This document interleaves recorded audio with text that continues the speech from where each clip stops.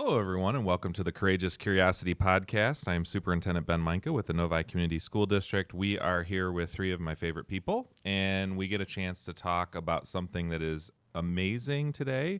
And for those of you that are watching the show or listening to this show, you may or may not know some of these individuals, and so it'll be an opportunity to learn about some of our incredible educators that work in this school district serving kids.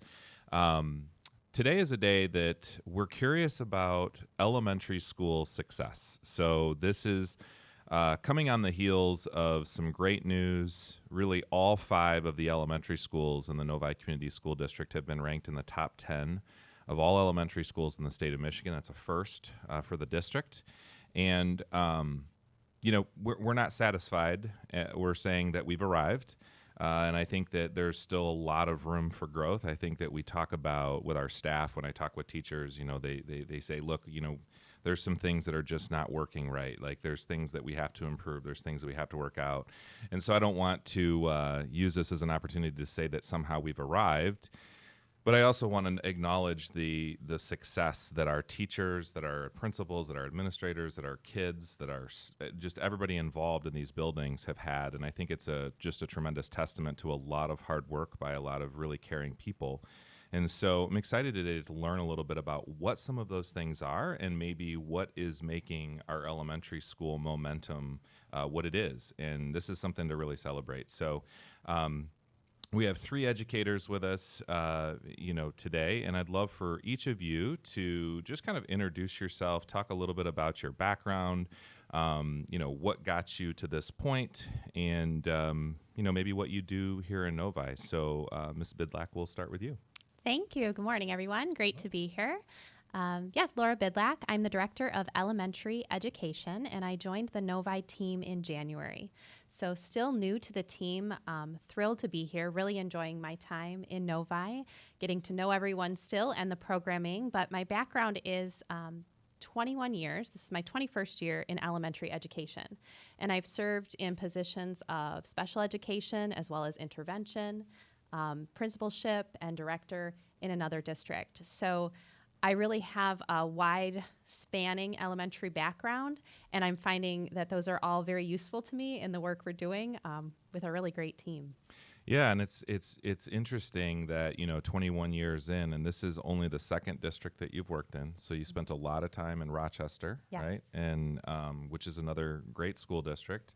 And we're so glad to have you. I talk with teachers all the time that are just really grateful for your leadership and kind of championing our elementary voices, right? And you've done a great job getting off the ground here. So thanks for being on the show. And so Joy, we'll hear from you. Hi, good morning. I'm Joy Danforth. I am the proud principal at Orchard Hills Elementary School here in Novi. I have I bounced around a little bit more than Laura, but for a great cause. I was an instructional coach for many of my years in education, where I would go to schools that were not so successful and help them to turn their schools around and their models around. So that experience has brought me here to Novi, where I proudly serve, and it's posing more of a challenge because how do you go from really great to greater? Yeah. And so it's been a really great experience here to be at Novi, to be a part of this great work. Yeah, and I think you touched on it, but I think your background has lended itself very well to helping us think about things a little bit differently. Just acknowledge the fact that all of us bring a unique skill set that you've certainly brought, and we're going to talk about Orchard Hills today, but what a tremendous success story. So congratulations on that, and thanks for being here. Thank you. So, all right, Miss Jennifer Smith. Hi, good morning. Thanks for having me. My name is Jen Smith, and I am a first grade teacher at Village Oaks. And my background, I've been teaching now for over 30 years, but this is my 29th year in Novi. And I still can honestly say I love coming to work every day. So I think that says a lot about our district, just how excited I still get to be here every day. I've had a lot of different roles in Novi, especially. I was a CAL for the content area leader for first grade for over 15 years since it started, actually. And then lots of different committee work. I've been involved in a lot of pilots and, new initiatives. I'm a mentor. So, I really like being involved, and, I enjoy the relationships that I build in my different roles, and just being one of the stakeholders and making important decisions, with district leaders. I think it's awesome. We always talk about having veterans that still have a passion and kind of a zeal for what they do, and I think you're an embodiment of that. You have just the same energy as some of our teachers who are, in their first year, and that's like incredible to have your experience and knowledge paired with that energy, and we're grateful to have it. So thank you for that as well. So I guess I'll start, and anybody can jump in on this, but our elementary schools have historically been successful. It's not like Novi has struggled, if you will. But as of late, over the last few years, we've started to see some kind of momentum, some work that's being done. And admittedly, when I talk with some of the staff at the elementary school, they'll say, this has been hard. Like, we're doing some really hard work. So for people that aren't as familiar with that, like, what is the hard work that's being done? I mean, I know it's always hard. I know working with kids in this setting is always hard. But what is it that's been somewhat more challenging as of late for some of our staff? I would say as a teacher, I feel it. It is a lot. I mean, Novi, I do take pride in the fact that we're always on the cutting edge of, high quality instruction, but that sometimes comes with a cost, and sometimes growing pains come with that. And it's a lot to learn. It's a lot of work. I just feel like every second of our day is high quality instruction, which is so good. But it's also, we're constantly, learning something new, and that can be hard, but I think the payoff obviously is great. I mean, it's, our kids are thriving, and I think genuinely our teachers are very, very happy, and, but it takes a lot of work to get there. It really does. I think that my teachers, they just want to get it right.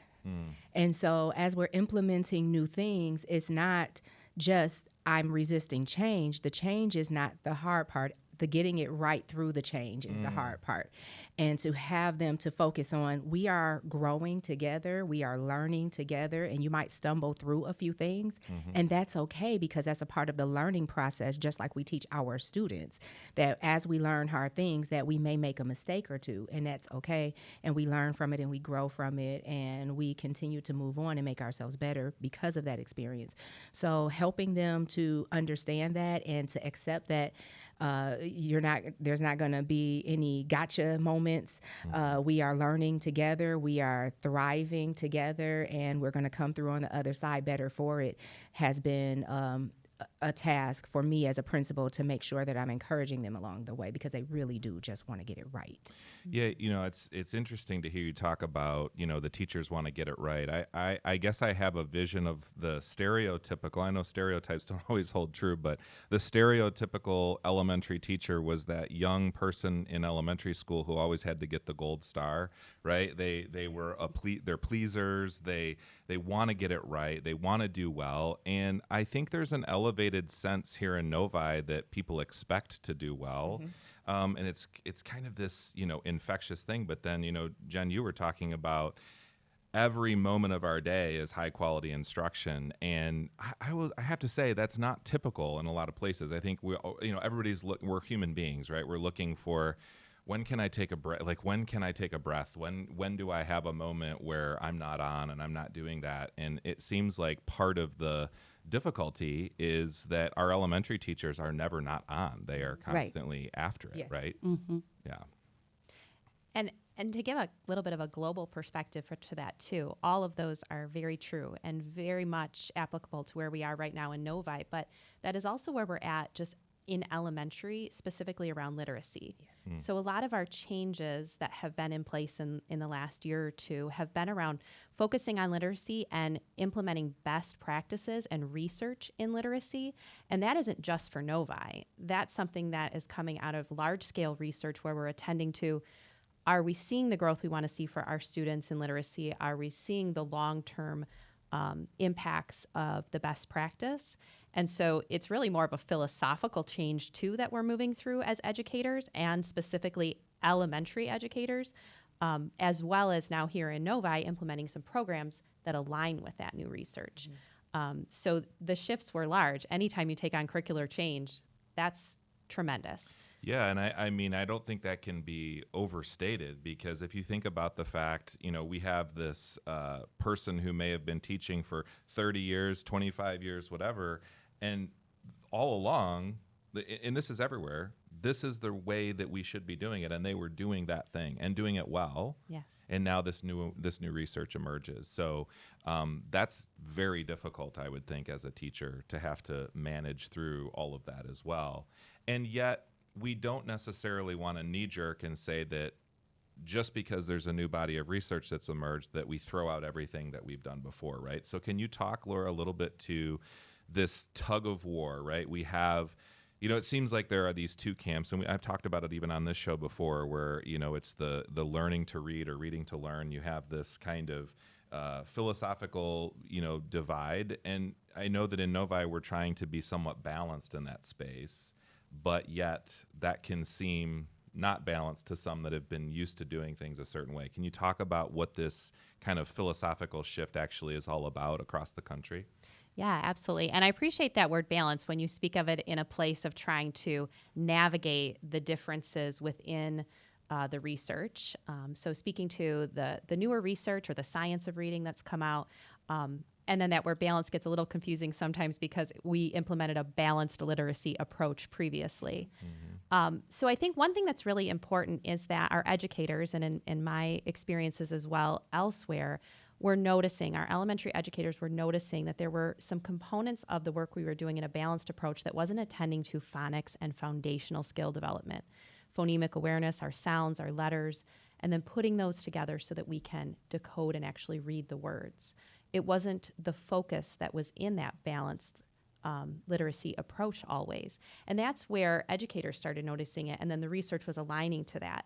So you can move into that and start incorporating it and growing that within the work that you're doing. But the science of reading is bringing us into how that connects with the knowledge building and the comprehension. And there's a lot to learn there. Mm-hmm. There's a lot for us as educators, and there's a tremendous connection that's being built there with our new programming.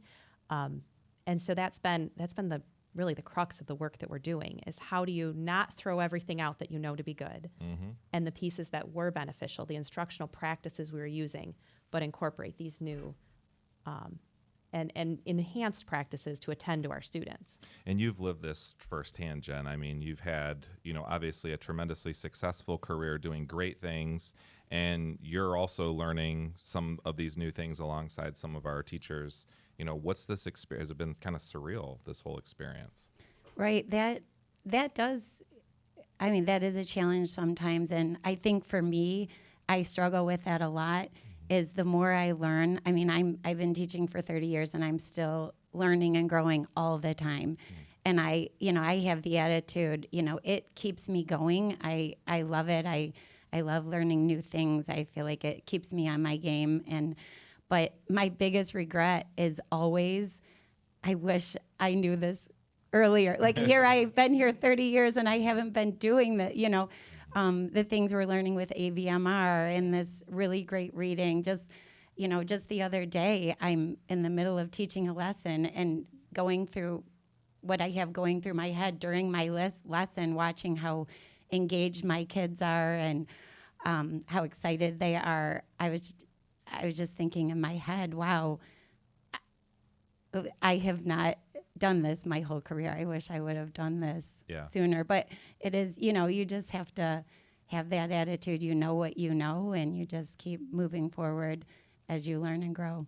Yeah, and I mean, you're an example for all of us to be able to have that mindset and just, kind of being growth-minded. But I recognize that is atypical, right? And it's going to be hard for all of us. I mean, I would have a hard time with that. I think a lot of people would have a hard time with that. So Joy, at a building level, yes. right, when you're attending to, 40, 50 staff members that are all, coming to this with different places, how do you lead into this type of work where, I often kind of say we've really brought a lot of our work back to the fundamentals, right? We're teaching, math and numerical literacy. We're teaching letter sounds. We're teaching a lot of these things that, maybe they're not the most fun, like, oh, we're going to do some new innovation project. But what we're doing is actually attending to those foundational skills. When I was a coach, and I was a volleyball coach, we didn't just give the girls a ball and say, well, just serve it over the net, right? You actually have to break that skill down, and you have to teach them from the ground up. And I think what we're seeing is that work is not only hard, it's a shift. And so how do you lead at a building level with 40, 50 people that are all coming at this from, whether it's 30 years of experience, somebody who needs to be mentored, who's right out of college? How do you handle that and see success that way? Yes, so it has been challenging because we do have a good mix in our building. We have some teachers who are absolutely veteran teachers and have been beautiful and done beautiful work in their own right. And then about a little over half of our building is brand new. They are brand new to the district, or some of them even are brand new teachers. And so you do have this mix of energy, and it's all different. It's on different levels. And in a corporate world, you would let the data lead. You would just say the research says, and this is what is best practice. However, you do have to kind of start with the feelings. In an educational world, you have to help them to build their sense of self-efficacy. You and I have talked a lot around the sense of collective efficacy, and it dawned on us, our Impact Council, which serves as our school improvement team, it dawned on us as we were combing through our survey data. We did a lot of re-imaging, all of these things. We tried to put out surveys to get perception from parents, from teachers, from students, how they felt about the shift. Try to get all of the lenses, look at it through all the different lenses. And what we found is that even teachers' sense of self-efficacy had been chipped away at a little bit as we shifted through some of our leadership shifts in our building, and then as well as the curricular shifts. Some of their sense of self-efficacy was chipped away at. So we had to build that before we could say we have a they had no problems believing what students can do. Sure. They had a problem believing, can I handle all of this and change all of these things in my classroom and impact students in a meaningful way? And so we're still in the middle of that. As you said, we have not arrived. This is incremental growth, which is sustainable growth, right? And so we are working toward that sense of self-efficacy so that it further strengthens our collective sense of efficacy in our students. I love that. And, we certainly have experienced some success. We talked a lot about literacy and a lot of our curricular things, but what else are our buildings doing that is maybe unique? Or what are some of the things that might be the secret sauce, if you will, or things that maybe people might not know that our buildings are doing? I know we've been doing a lot around student experiences and activities and those types of things, but just collectively, what makes our elementary schools thrive at such a high level? So our principals, I think our leadership has been so cohesive. It's so refreshing for me to see our district level. We have our PLCs just like teachers would. We try to model what we want to see in our teachers, right? We have a growth mindset. We are growing and we are learning as we go. And we are very cohesive, and we try to talk to one another about some of the things, knowing that our buildings are unique in their own right. However, knowing that we also have to have a same level of support in some areas, especially with that curricular shift. And then how we were supporting our teachers, the information that we were bringing out. We wanted to have one message, one voice, and really try to stay collaborative in everything that we did. So there was a lot with Laura Bidlack coaching us and guiding us along the way, along with Mike Germini, and making sure that we were speaking the same message and that we were kind of breaking it down into bite-sized chunks for our staff. And so that they were receiving it in a place where they can continue to receive and not feel overwhelmed. And so that was a big piece. And then also trying to really partner with our PTOs to keep what makes OH, Deerfield, Woods, all of our different buildings special, to continue to, whatever that spark is that makes us who we are as a school community, continue to maintain and sustain that while still making sure that everything is equitable and equal across the board. So it's a delicate balance, but we speak regularly and we speak with our district leadership, which you guys have done a great job at supporting us and how we would like to support our teachers. Whatever I've asked for, I have not been denied thus far. That's good. That's good. So yes, Keep asking. Yeah, I you will. should. Believe me. I absolutely was going to say the leadership is tremendous. Joy spoke to that, and I have that really great opportunity to, in one day, I could even be in all 5 of the elementary buildings. I love being able to do that and see the uniquenesses of each one. I would say that attending to culture, as Joy kind of alluded to, within the building and supporting teachers, but also community.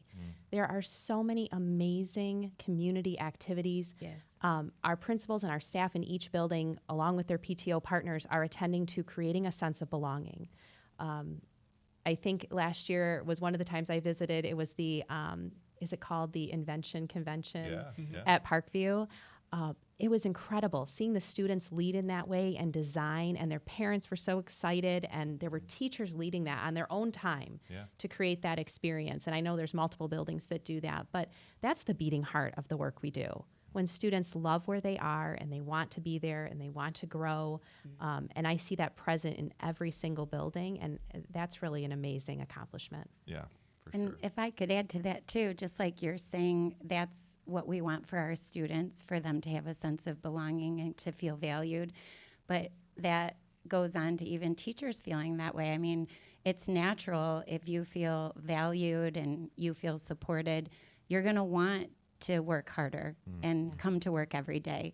And I agree, at Village Oaks, we have just such a strong sense of community. And it's always, if there's a problem, we'll get at it together, get to the root of it together. It's always more of a team approach. And we have a lot of needs at Village Oaks too. It's not like we don't have needs.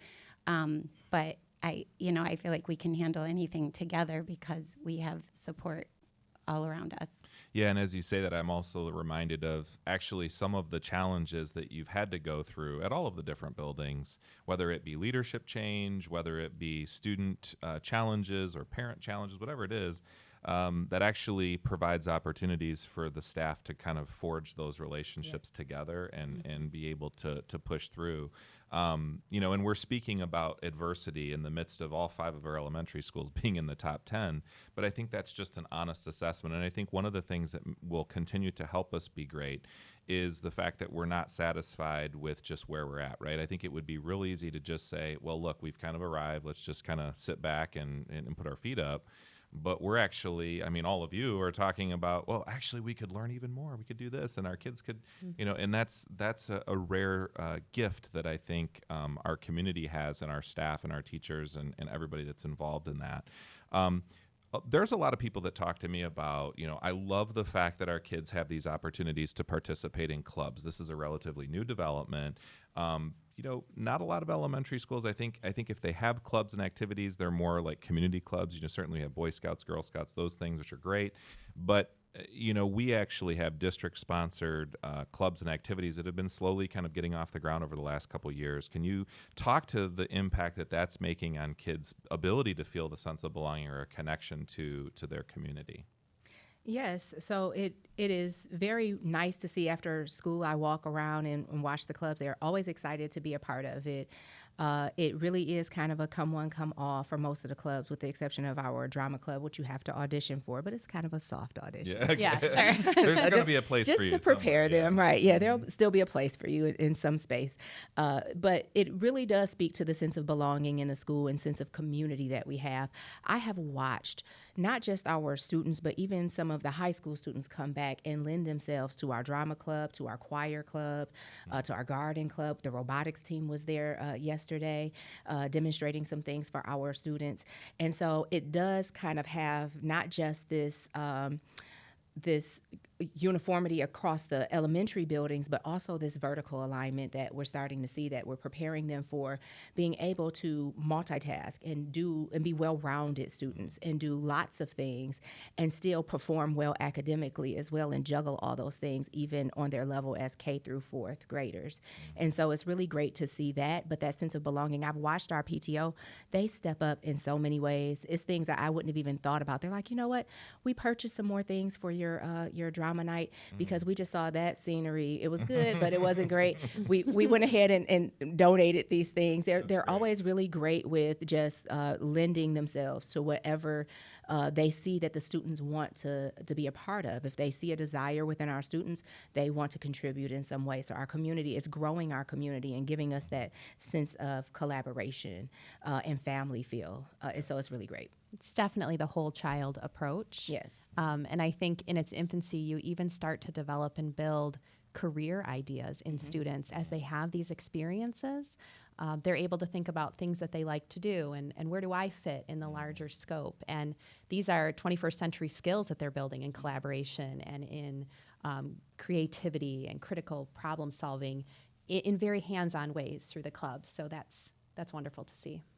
Yeah, I think there's an entire show we could do on that topic alone. I just love the fact that we're moving in that direction. I think if we could help kids know who they are and what they're uniquely gifted to do, if we could help them understand those two things, that would be an incredible gift that we could give our children as they're with us and as they leave us to be able to do. But, the three of you are so accomplished. We're so lucky to have all of you in our school district. But for those that are listening to the show, watching the show, if you could just maybe leave them with just one thing to consider or think about that is your kind of shining star, what you think is most special to you about our K-4 elementary schools and all the different ways that you touch the district. So, Jen, we'll start with you, and just, what would you leave someone with to say, this is what makes us so special?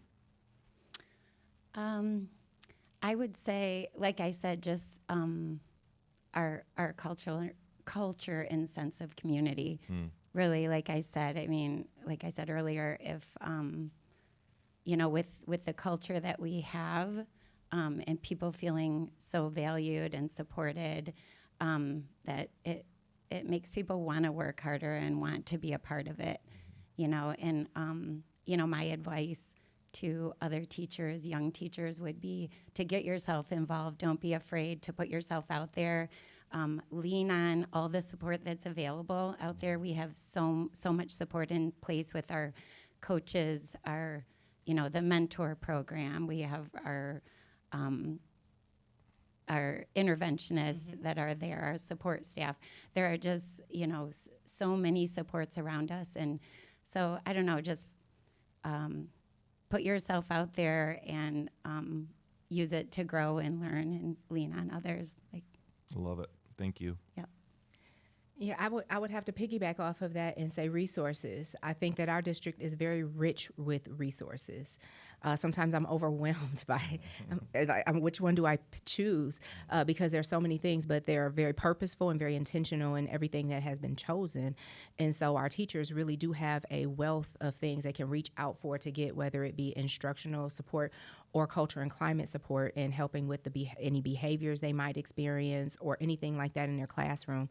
So we have everything covered, from student success coaches to deans to instructional coaches. And so I think that we have a wealth of resources that we really are learning to tap into. Our consult days, our MTSS days, all of the structures that are being built and set in place for our teachers to feel like they can really do this really gritty, great work.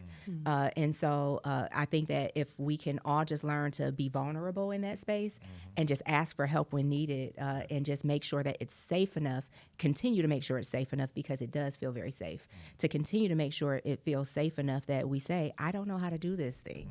Can someone show me? And to help them to know that that's okay to not always know, that we're all continuing to grow and to learn. Yeah, it's great. I believe firmly that elementary education is a magical place. I am quite partial, and it's the beginning of a relationship for community and families with educators and with a school experience. Often that's where it starts. And so for me, I think it's relationships, and that's amongst community and family, but also amongst our colleagues, as Joy was speaking to. That is the primary focus. When you have those strong relationships and people feel valued and they feel heard and they feel connected to the work, they will embrace it. The gritty part becomes a little easier to do. When you have that connection, you can lean on someone. And so that starts at its most primary levels in the elementary experience. And I think that's what it's all about. I love it. All three of you are a gift. Thank you for your expertise and congratulations on your success. I mean, you are doing an amazing job, and it sounds like we're just getting started. And that's kind of the cool. We are. That's kind of the cool part. So, wonderful, wonderful chat with all of you. Thank you for those of you that are listening, and we hope that all of you stay curious and have a great rest of your week. Let's go Wildcats.